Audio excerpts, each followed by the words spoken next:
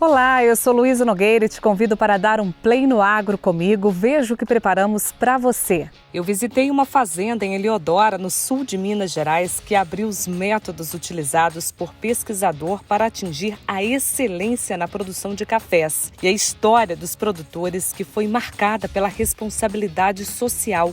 O casal cedeu uma área para a construção de bairro para trabalhadores rurais e ainda ajudou com as obras. São 68 lotes, dos quais 50 ou 52 são funcionários ou filhos de funcionários ou ex-funcionários da fazenda. Alerta: nova praga é detectada e traz ressecamento das pastagens. Nós sabemos que ela está no território nacional, em várias cidades, em vários estados já. E tem a meteorologista Amanda Souza falando do clima para os próximos dias. Será que vem chuva por aí? Por enquanto, não há expectativa para mudanças no padrão. Falta de chuva, principalmente no Brasil Central. Alerta: nova praga é detectada em pastagens brasileiras. Diferente da cochonilha, já conhecida entre os produtores, a nova praga possui um ciclo diferente e ainda não se tem controle efetivo. Os estudos apontam que ela se dissemina com facilidade e já existem registros de ocorrência em vários estados. Nós sabemos que ela está no território nacional, em várias cidades, em vários estados já tive relatos de ocorrência lá no norte, já tive relatos de ocorrência no sudeste, na nossa região no centro-oeste. Essa cochonilha nova, ela é diferente morfologicamente da outra, é uma outra espécie, né? E ela ataca em outros locais.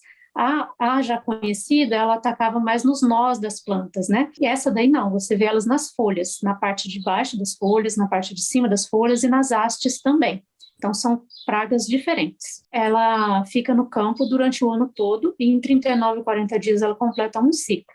A gente pode ter, então, até 9 gerações durante o ano. Nós ainda estamos fazendo estudos em relação tanto às perdas que essa cochonilha pode causar, quanto ao que se fazer quando detectar essa praga.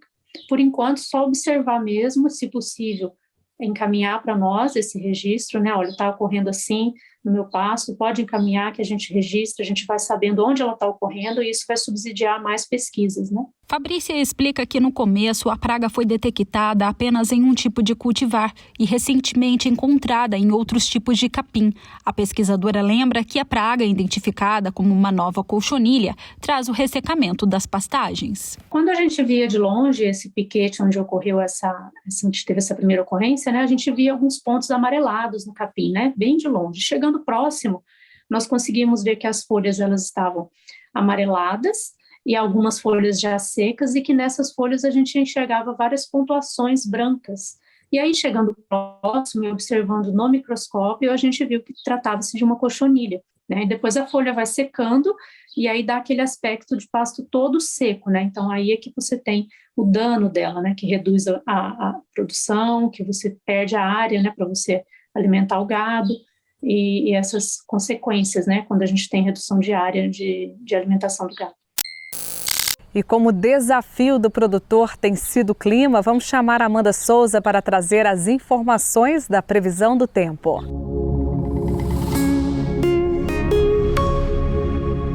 Olá, Luiz. Olá a todos que nos acompanham através do Play no Agro. Manutenção do tempo seco em grande parte do Brasil. Por enquanto, não há expectativa para mudanças no padrão. Falta de chuva, principalmente no Brasil Central.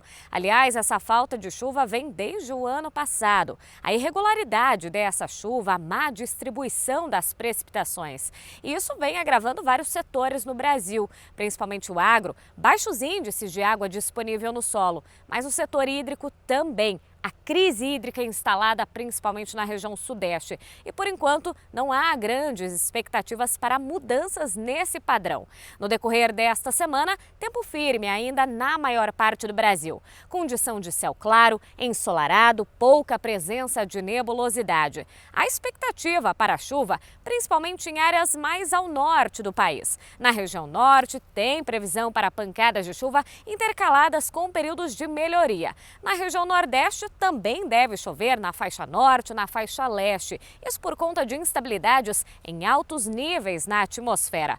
Mas a novidade no decorrer desta semana é o retorno da chuva em áreas da região sul do Brasil. Aliás, o padrão daqueles dias consecutivos de tempo muito seco em áreas do centro-sul agora começa a mudar. Mas isso na região sul do Brasil. Aliás, a semana já começa com expectativa de chuva entre a metade norte gaúcha, Santa Catarina e o estado do Paraná, por conta de instabilidades em altos níveis. São pancadas de chuva que não devem durar muito tempo, mas sim podem provocar acumulados significativos, principalmente em áreas do estado catarinense. Inclusive, não se descarta o risco de algum transtorno. Essa chuva pode vir acompanhada por descargas elétricas, eventual queda de granizo e ventos de moderada a forte intensidade. No entanto, essa chuva não será muito duradoura, mas já vem outra logo em seguida. Isso por conta da formação de uma área de baixa pressão atmosférica no Paraguai. Então a chuva começa dessa vez, principalmente a partir de terça-feira, no Rio Grande do Sul. E isso no oeste do estado. De novo, pancadas de chuva que podem ser fortes, não se descarta o potencial de temporais. E depois, a semana deve terminar com a formação de uma frente fria. Aí sim, um sistema bem organizado. Duas áreas de baixa pressão atmosférica darão origem a um novo sistema frontal. Então a chuva começa na sexta-feira em áreas do Rio Grande do Sul, deve se espalhar por todo o estado. Dessa vez a chuva começa em áreas aí de fronteira com o Uruguai e vai avançando pelo Rio Grande do Sul. No decorrer dos próximos dias, uma frente fria que vai chegar na altura do estado de Santa Catarina, na altura do estado do Paraná também. Ou seja, são 3 episódios de chuva previstos para esta semana, mas que por enquanto ainda ficam restritos na região sul. Áreas do sudeste, do centro-oeste e grande parte aí, principalmente das áreas produtoras do Mato Piba, continuarão sem chuva. O tempo seco ainda deve continuar.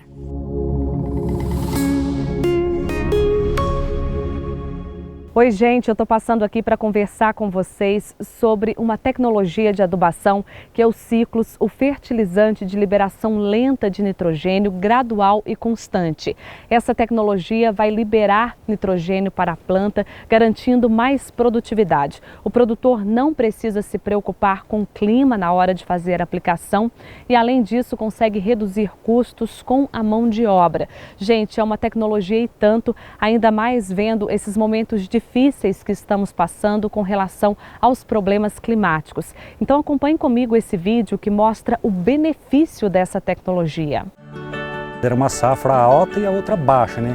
Agora ficou mais homogênea. Está muito acima do que estava antigamente. Está mantendo a lavoura nossa bonita o ano inteiro, melhorou a produtividade, tudo por tudo foi bom. A lavoura hoje está produzindo média de 40 a 50 sacos por hectare e com custos bem menores, né? Quando a gente chegou a jogar o Ciclus, a resposta é muito rápida, o encolhamento dele e o crescimento dos ramos, entendeu?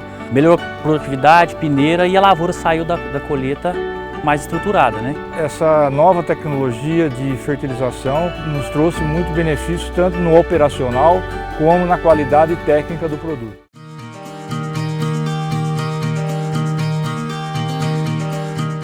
O Ciclus ele tem uma qualidade muito grande, né? De você ter a tranquilidade, não ter que estar entrando toda hora com trator, né?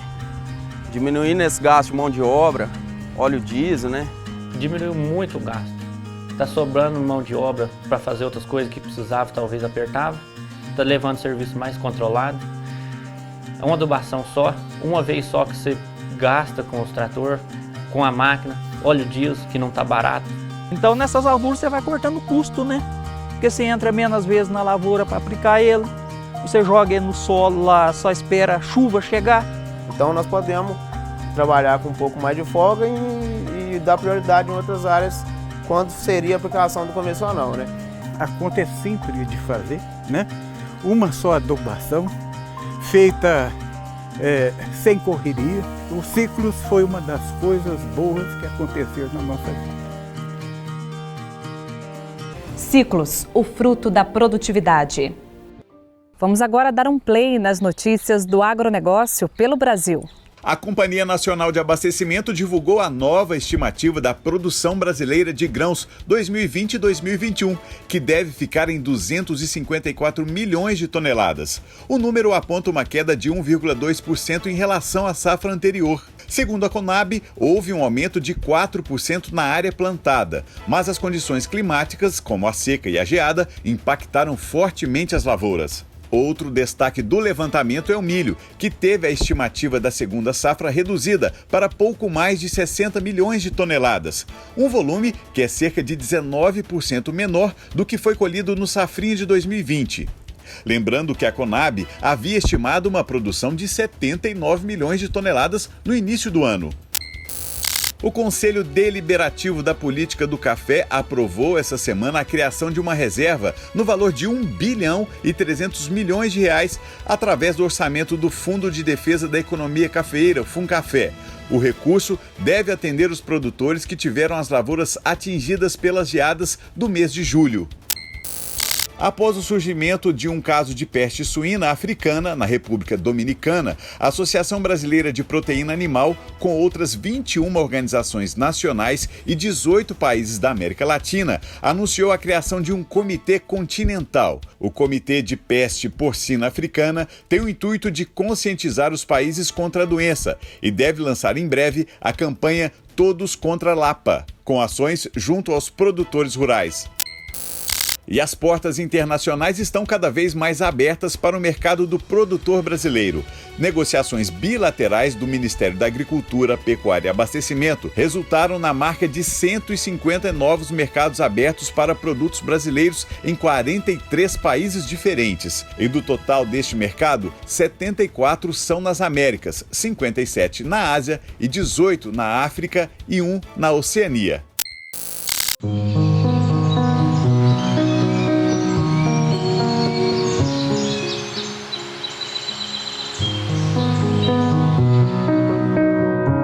Estamos no município de Eliodora, no sul de Minas Gerais, para contar um pouco da história da Carmo Estate Coffees.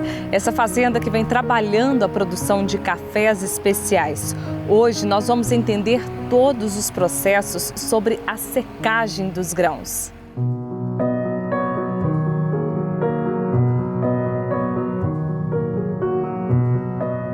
Aqui nós criamos os filhos. Eles foram batizados aqui, quase todos os três casaram-se com cerimônia aqui na fazenda. Então, e essa casa, a razão dela ser é muito para reunir os filhos, a família e os amigos. A fazenda tem muita história, mas eu acho que também tem muita história assim, do quanto que a fazenda original, quando eu cheguei me assustei com N coisas que eu não conhecia, né? Como ela foi crescendo e foi se aprimorando.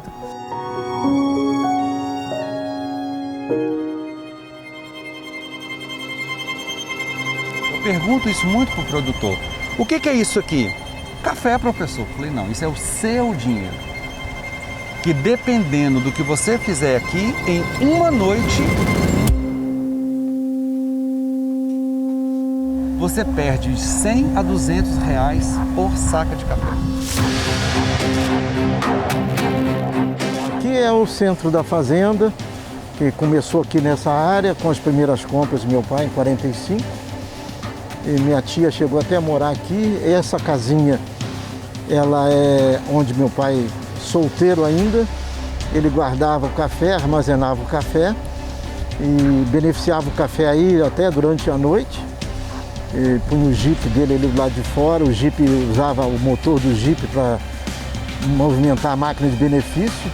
Eu nunca me envolvi com a parte da produção da fazenda, mas eu tive assim folha branca do Túlio para poder trabalhar o social na fazenda.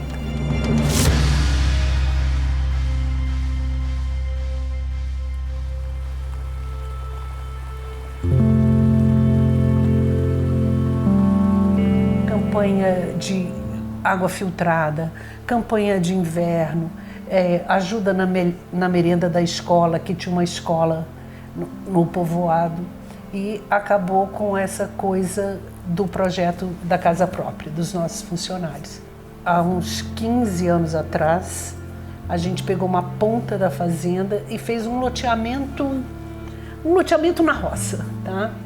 E foi incentivando os nossos trabalhadores que eles podiam adquirir o terreno, eles pagariam dentro, assim, se trabalhava 5 anos, o preço era X, 10 anos era X sobre 2, 15 anos era X sobre 4, a gente dividiu tudo e ainda assim a gente ajudava com toda a madeira, transporte de material, areia, para construir as suas próprias casas. Este ano eu finalizei, a gente conseguiu formalizar o loteamento e são 68 lotes, dos quais 50 ou 52 são funcionários ou filhos de funcionários ou ex-funcionários da fazenda.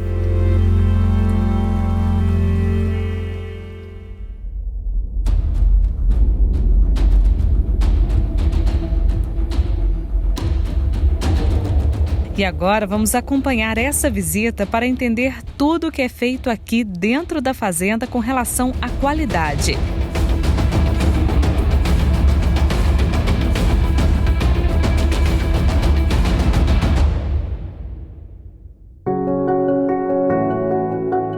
A Carbo Estate já vem com um histórico de qualidade, de produção de cafés especiais já há muitos anos. E depois que nós iniciamos o trabalho aqui, nós buscamos fazer ajustes, nós buscamos fazer algumas recomendações e algumas inovações, né? Uma delas, inclusive, Túlio, é uma história interessante, né? Que os japoneses gostaram tanto do café produzido aqui, que resolveram fazer uma edição especial lá no Dia dos Pais, lá no Japão, com um café seu aqui produzido a partir daquela técnica de cafés naturais, secados grão a grão. O Borém veio, me ensinou um procedimento de como fazer e eu dei aquele procedimento o café natural Borém. E quando o japonês, o cliente veio aqui, ele provou aquele lote natural Borém e a partir daí ele só quer o lote natural Borém de todo ano que a gente faz. E eu quero aprender tudo que é feito aqui, então vem comigo.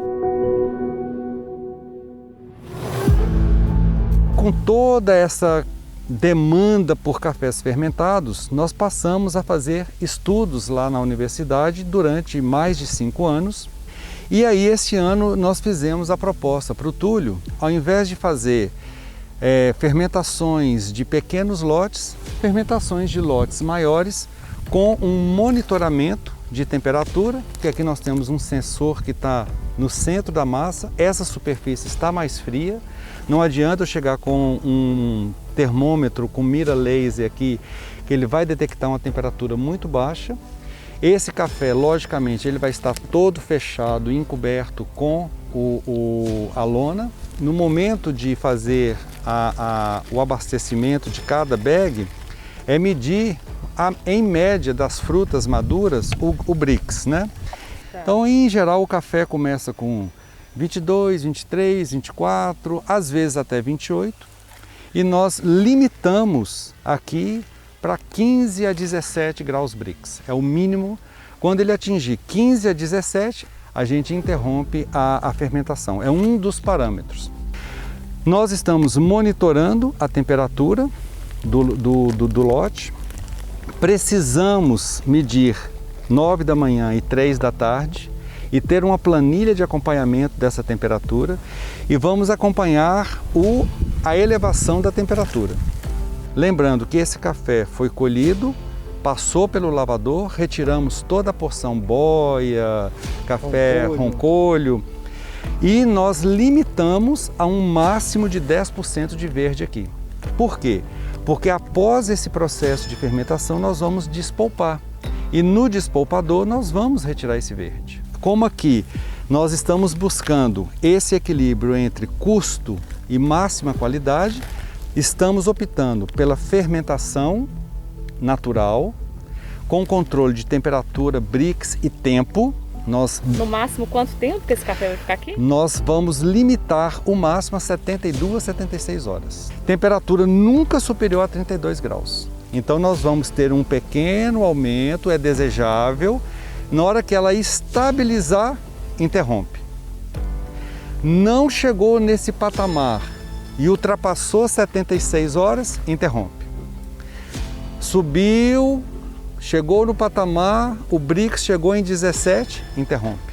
Isso aqui não é uma receita para garantir cafés de alta pontuação. São boas práticas para não deixar o café estragar. Lembrando que, no caso aqui do Túlio, da Carmo Estate, este café vai passar pelo despolpador, nós não vamos remover a mucilagem, ou seja, vamos fazer um honey e levar para uma secagem lenta.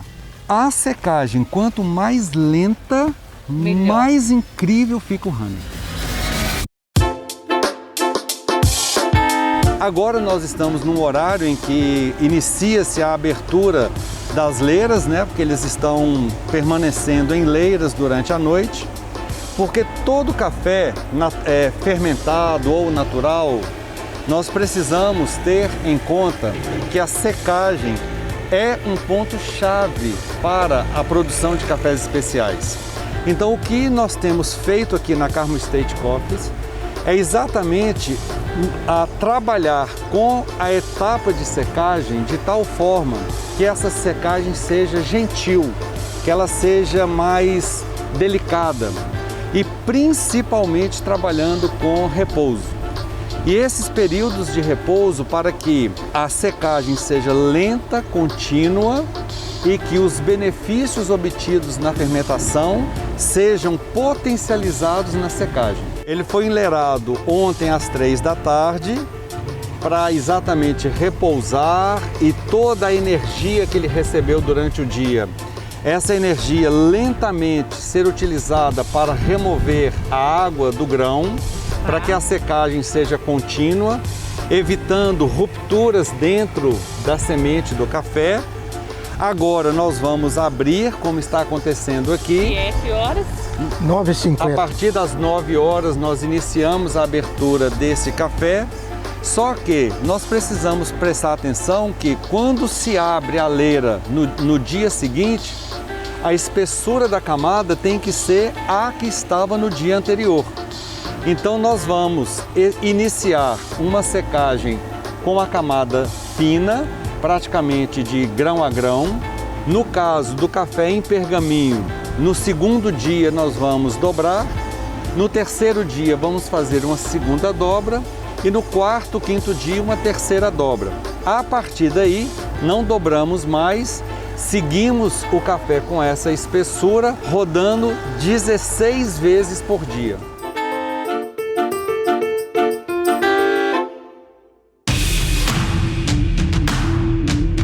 A diferença entre o natural e o café em pergaminho vai ser o tempo entre o primeiro dia que espalhou e a primeira, segunda e a terceira dobra. Aqui também é recomendado trabalhar ele com leiras, entreleiras, leiras, entreleiras. Se o produtor optar por trabalhar como está aqui, também pode. Como aqui não tem pisoteio, é só rodar bastante, que ele já está espesso, percebe? Percebo. Aqui ele está quente. Em breve, isso ao rodar vai girar e ele pode permanecer aqui com o café nesta espessura, rodando sem a necessidade de fazer leira e entreleira. Quanto mais suave você sentir o aroma aqui, mais delicado, um docinho, um floral, mais incrível ele vai chegar na xícara. Uma secagem bem feita no terreiro deixa o café assim, com um pergaminho intacto. Então, quanto mais intacto ficar o pergaminho, mais perfeita será a secagem, mais uniforme vai ficar o grão e aí nós vamos obter lotes de alta qualidade com alta uniformidade e, somado ao repouso, um café com um equilíbrio muito grande. Para cafés especiais de alta pontuação, como é o que nós pretendemos produzir aqui, quando o café chegar abaixo de 18%, vamos colocar no bag, 30 dias de descanso. Depois a gente finaliza para 11.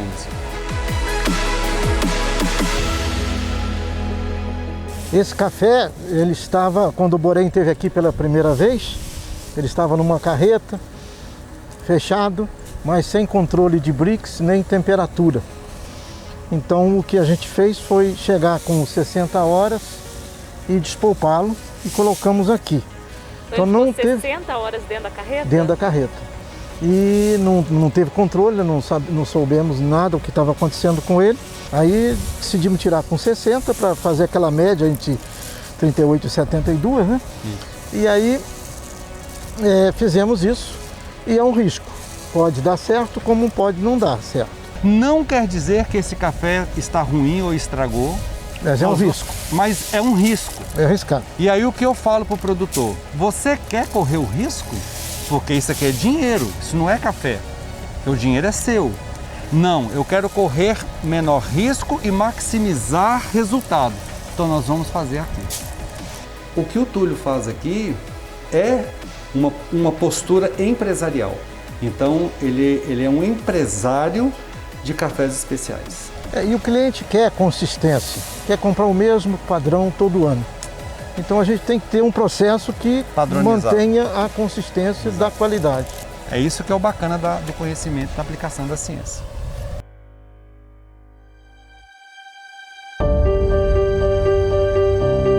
A ideia aqui então é tentar associar os ganhos da fermentação, minimizando o custo e maximizando qualidade. Então esse é um desafio que praticamente todo produtor gostaria de ter. Podemos produzir lotes utilizando essa técnica Honey para alcançar altas pontuações? Podemos, mas aqui o equilíbrio entre volume e qualidade, o fiel da balança é o resultado econômico para o produtor, que no final das contas é exatamente esse equilíbrio entre qualidade, custo e resultado sensorial. Café é prazer. O que a gente vende para o consumidor lá na xícara, na cafeteria, na casa dele, no seu escritório, é prazer, é relacionamento. E o prazer de tomar o café, de conviver, no fundo é isso que a gente vende. Cafés especiais para mim significa prosperidade para o produtor e para aqueles que estão em torno dele e para toda a cadeia.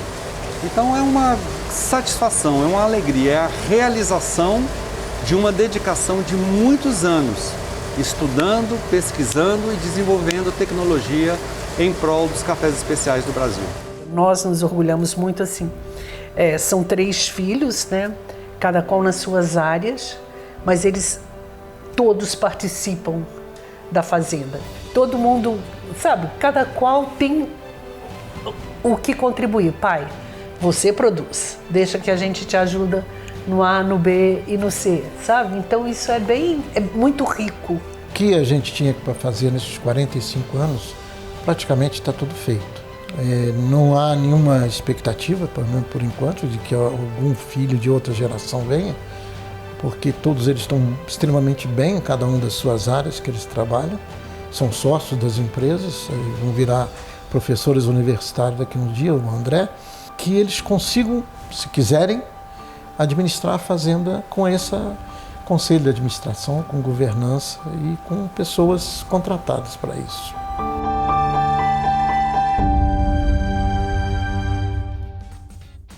O Play no Agro fica por aqui. Todas as informações desta edição você acompanha nas minhas redes sociais, @LuizaNogueiraTV. Até a próxima. Tchau.